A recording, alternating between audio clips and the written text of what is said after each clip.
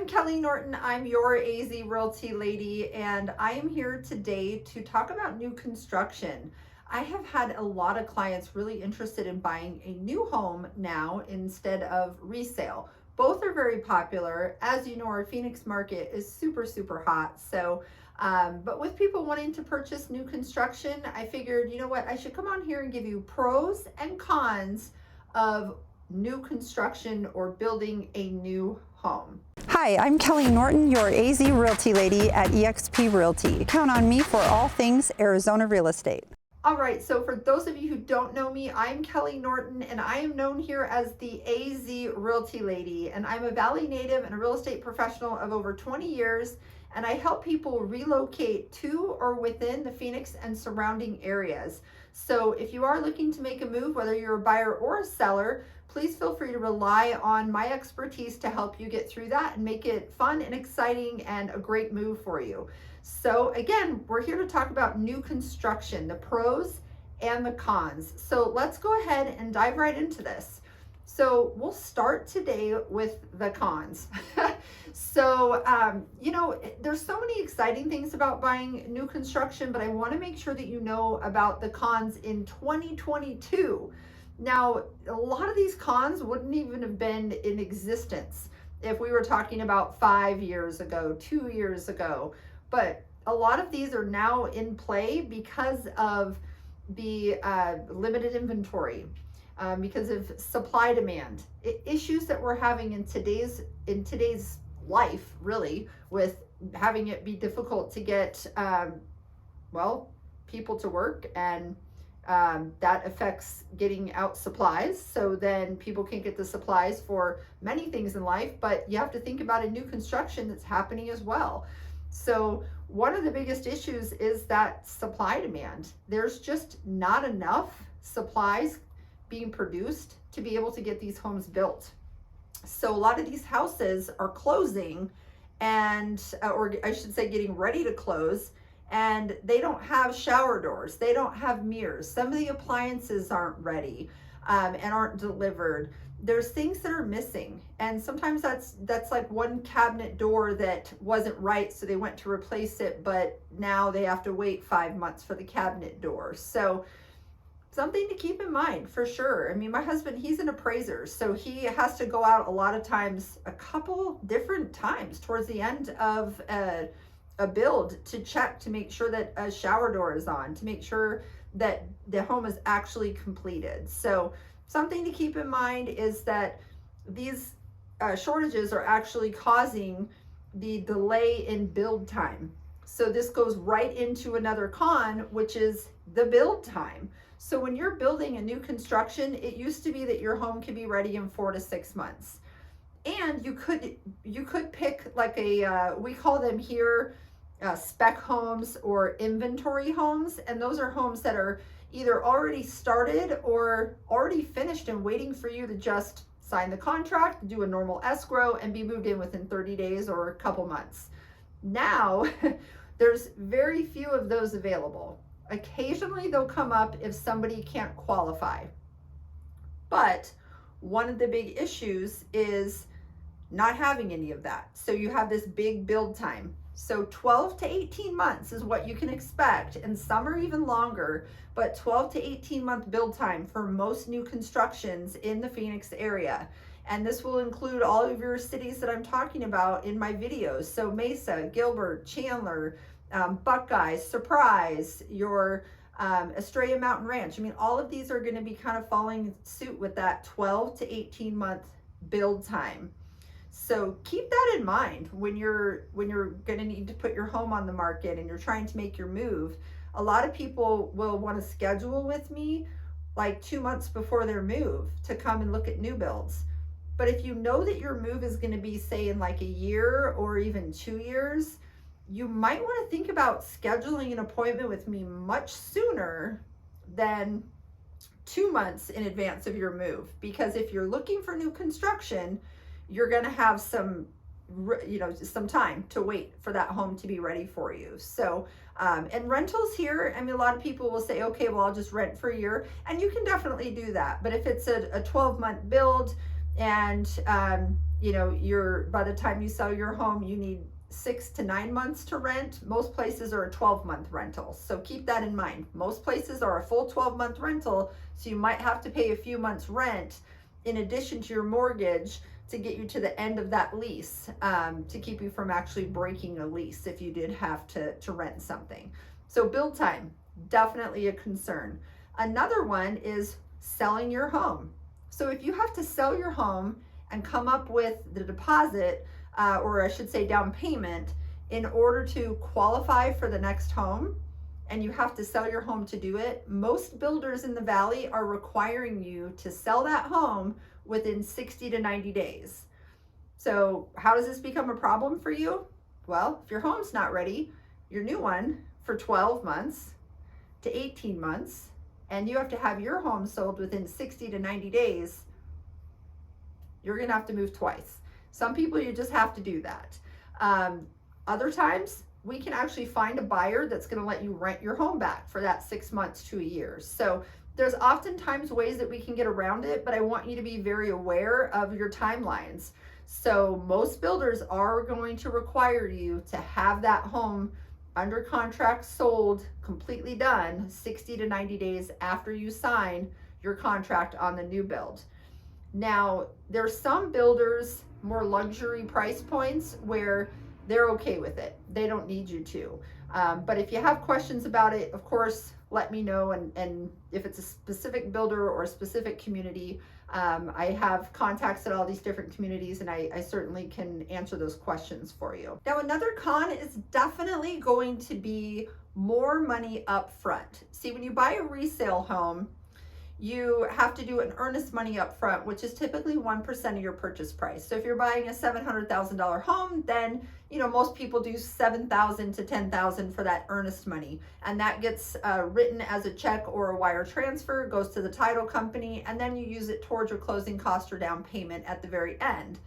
Now, with a new construction home, all builders kind of vary a little different, and different communities even vary. I mean, you have some Toll Brothers communities and Surprise, and versus Mesa, they're totally different. Even though they're the same builder, the community is different, the price point is different, so the deposits are different.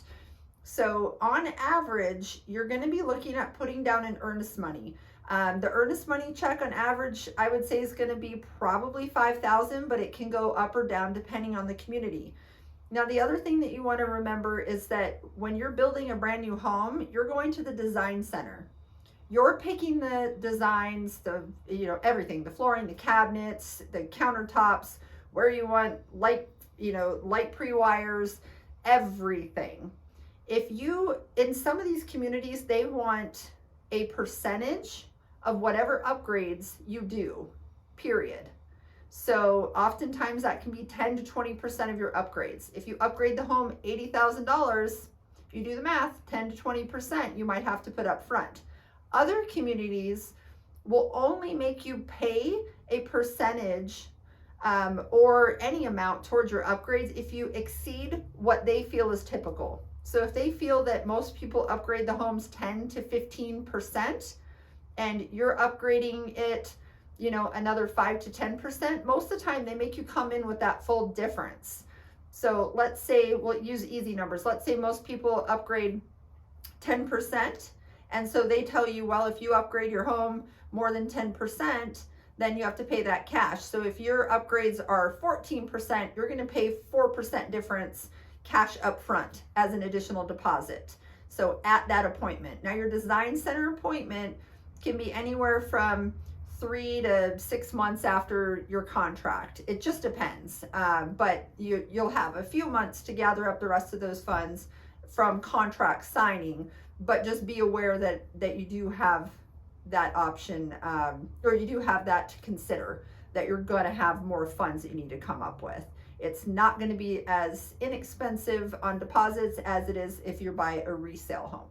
Another con for the 2022 purchase of a new construction is your payment and your interest rates.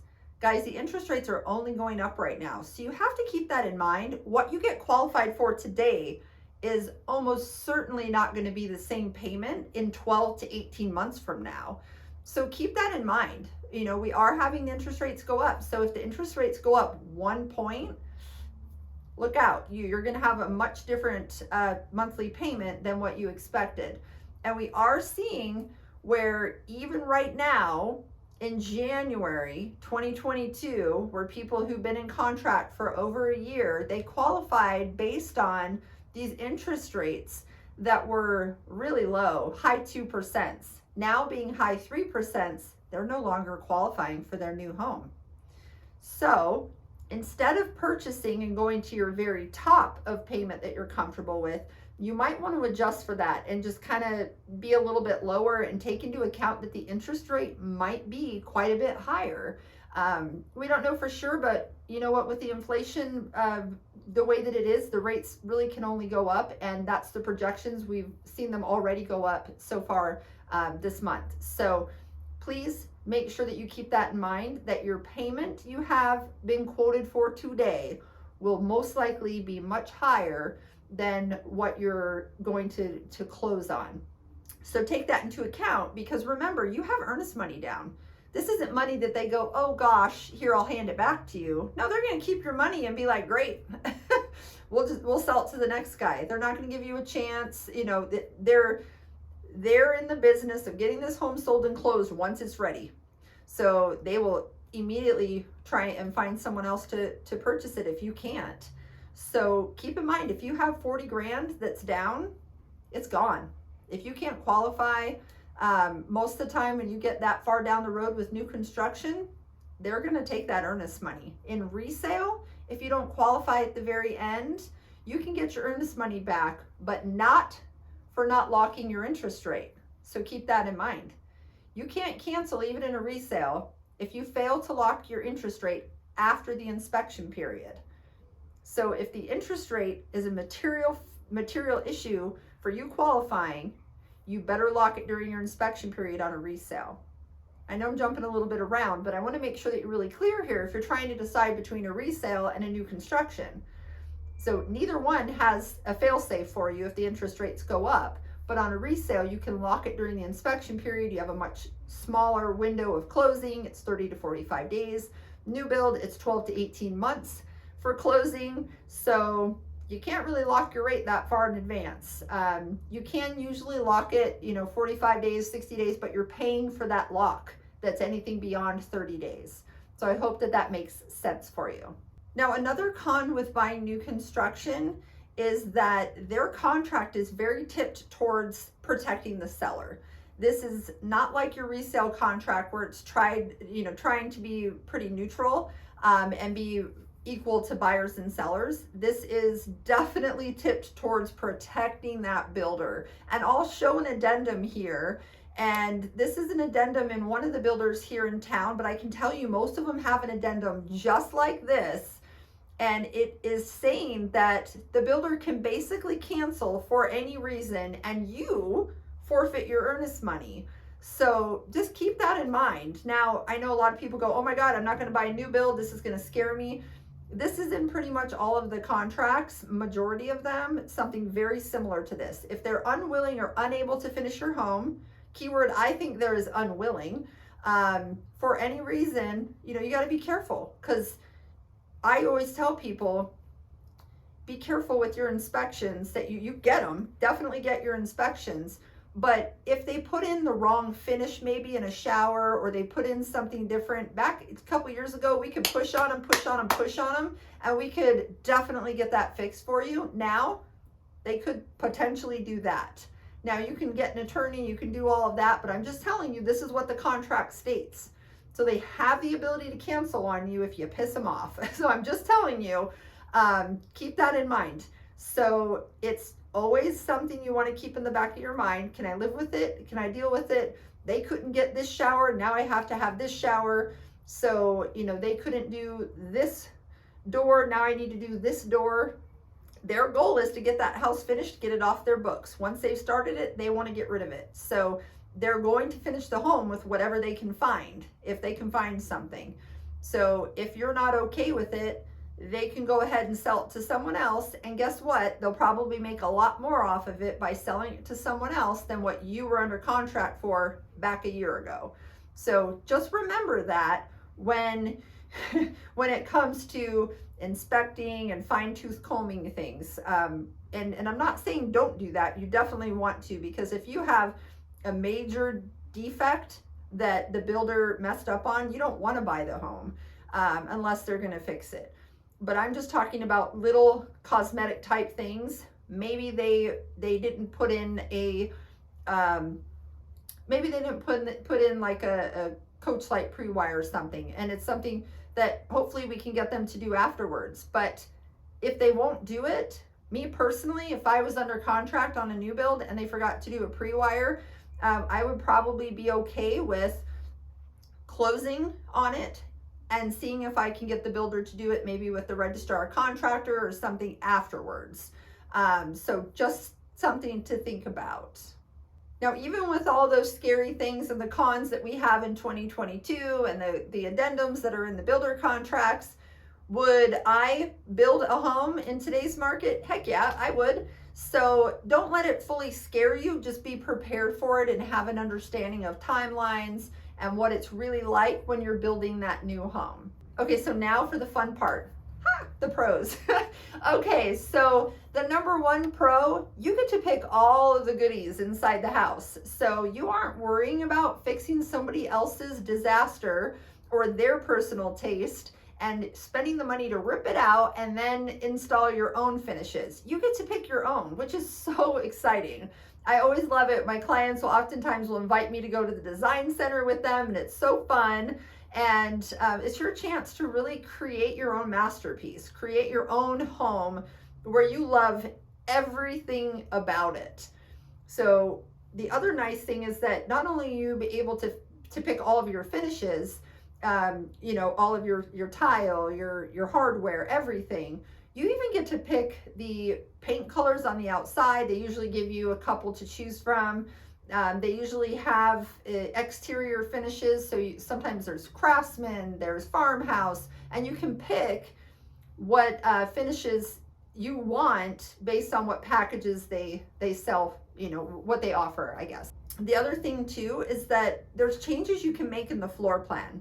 For example, maybe you want a full bathroom downstairs and they offer a half bath, and if you buy it on resale and it has a half bath, it's gonna be kind of costly to go ahead and put in that extra bath, and there may not be the room for it without cutting into a closet or something in the room next to it. So it's a lot easier if you're buying a new build just to have it built the way that you want to have it built. So floor plan and your cosmetic finishes all get to be your choice. Another awesome pro is that you get to pick the lot. So a lot of times, well, every time really, when you're buying a resale home, you're going, okay, it's you know, it's not quite the location in the community that I want, but it's the right home, so I'll settle. So almost always in a resale, you have to settle on something. You have to. It's something within the home, or it's the lot. It's not reasonable to think that someone will find absolutely everything that they want in a home that's already existing. The lot might be a little too small. There might be some trees they might need to remove because it's overcrowded, or they might need to paint, or they might need to change something. So this is your chance to pick the exact lot that you want and face towards the mountain or towards the golf course. Really pick what you want your view to be. And you can pick if you want a larger lot or a smaller lot. Some people want bigger lots, and some people don't want the maintenance. They want easy maintenance. They do not want to worry about being out there in 110 mowing the lawn. So certainly up to you, but you get to pick your lot, and you can pick if you want to put your home on a larger lot as well. And that's your chance to pick and maybe see if there's all single levels behind you. So maybe you don't mind 2 stories, but I know a lot of people, if they're in a single level home, they prefer to not have a 2-story lurking over that fence, especially when they're out, you know, taking a little skinny dip in their pool. Who knows? For whatever reason, at least you can pick if the homes are already chosen for what's going to be on what lot. You can maybe pick one that is going to be absolutely perfect for whatever privacy that you might want and have the views that you want as well. Because some of them will have view fences, which is great. So another pro, possibly, and I say possibly, very, very emphasized here, possibly less competition. Now again, we're in a very limited inventory market with very high demand. So if you're looking for new construction and you're looking under 500, you're going to be in high competition. If you're in for a little further out locations, Surprise, some areas of Buckeye, Australian Mountain Ranch, some of the Mesa areas. If you're in Maricopa, Queen Creek, if you're looking a little further out and your price point is a little higher, you might have a better chance of not being on these lotteries or these wait lists. Now, gosh, last year I had like 5 buyers that wanted to buy new homes and they were kind of in that 500 price range. Could not get them on a list. I still have a couple more in Peoria that are waiting right now. We've been on a list for 9-10 months. So don't think that just because we get you on a wait list that means that you're going to get a phone call in a month or two. No, I have people almost a year that are waiting. So it is a pro that some of them are less competitive, but do keep in mind, if you're looking closer in and you're trying to be in that, Scottsdale, Phoenix, Peoria, and, some areas of Chandler and Gilbert, you're going to be on a wait list, and it could be a year before your 12 to 18 month build home even comes available. So now you're looking at 2 to 2.5 years. So keep that in mind. But again, I see it as an overall pro because a lot of the folks that, are really looking to build now are above that, 600,000 range. And a lot of people are looking a little further out. We're seeing a little bit more flexibility, and they're not in quite of a bidding war like in resale homes. So you can walk in and there's some lots to choose from, and they can get right to business with that 12 to 18 month build time. So just a reminder again, I'm Kelley Norton. I'm your AZ Realty lady, and I hope that you enjoyed the video with the pros and cons. But one thing I want to make sure that you know is to please subscribe to the channel, comment below, and if there's other communities or other information that you're looking for specifically, always feel free to call me or text me. It is the best way to reach out to me.